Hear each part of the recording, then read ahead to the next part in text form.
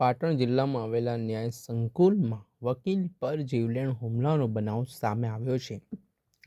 ન્યાય સંકુલમાં જ ધારિયા વડે હુમલો કરાતા સુરક્ષા સામે કેટલાક સવાલ ઉઠ્યા છે. એક ઇસમ દ્વારા ધારિયા વડે આ હુમલો છે તે વકીલ પર કરવામાં આવ્યો છે, જેના કારણે કોર્ટ પરિસરમાં અરેરાટી મચી ગઈ છે.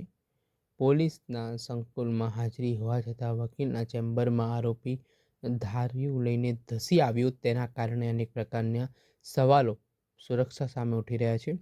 અને આને લઈને એડવોકેટ આલમમાં ભારે આક્રોશ પણ જોવા મળી રહ્યો છે. આ બાબતે પાટણ બાર એસોસિએશને આ હુમલાની ઘટનાની નિંદા કરી છે અને સાથે જ આરોપી સામે કડક કાર્યવાહીની માંગ કરી છે. ત્યારે આને લઈને વકીલ એસોસિએશન દ્વારા જિલ્લા પોલીસ વડા અને કલેક્ટરને આવેદનપત્ર આપી ન્યાયની માંગ કરી છે. આ મામલે શું કહી રહ્યા છે વકીલ એસોસિએશનના વકીલ, તેમને જે પાટણ જિલ્લા અદાલતની જે વકીલ રૂમની અંદર જે ધાર્યું લઈને એક અજાણ્યો ઈસમ જેને હુમલો કર્યો, દેખીતી વાત તો એ છે પહેલી કે જે આરડી દેસાઈ સાહેબે જે કીધું એ પ્રમાણે જે 10 દિવસ પહેલાં અહીંયા હથિયારધારી પોલીસની માગણી કરેલી, પણ અમને જાણે ચણા મમરા સમજે છે લોકો, એવી બાબત થઈ ગઈ છે. અત્યારે વકીલ એટલે દેશના પાયાનું ઘડતર છે અને એની સુરક્ષા ના હોય ને તો દેશની પણ સુરક્ષા નથી. એટલે મારી તો એસપી સાહેબને પણ વિનંતી છે, કલેક્ટર સાહેબને પણ વિનંતી છે અને અમારા પાટણના પીડીજે સાહેબને પણ વિનંતી છે. જેમ આરડી દેસાઈ સાહેબે જે 10 દિવસ પહેલાં લેખિતમાં વકીલોની સુરક્ષા પહેલી વસ્તુ છે.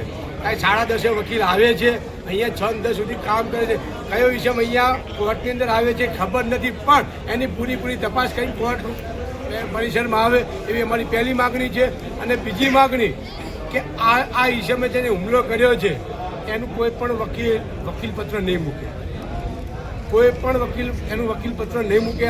આને સખત શબ્દોમાં અમે પાટણ જિલ્લા બાર અને પાટણ રૂરલ બાર આને વખોડી કાઢીએ છીએ. શું નામ આપનું હતું? ઠાકોર, પાટણ ડિસ્ટ્રિક્ટ બાર પ્રેસિડેન્ટ. જો કોઈ પણ વકીલ એનો કેસ લે છે, એમાં રૂરલ બારમાં હોય કે પાટણ ડિસ્ટ્રિક્ટ બારમાં હોય, એને આ જીવન એનું સભ્યપત્ર કરવામાં આવશે.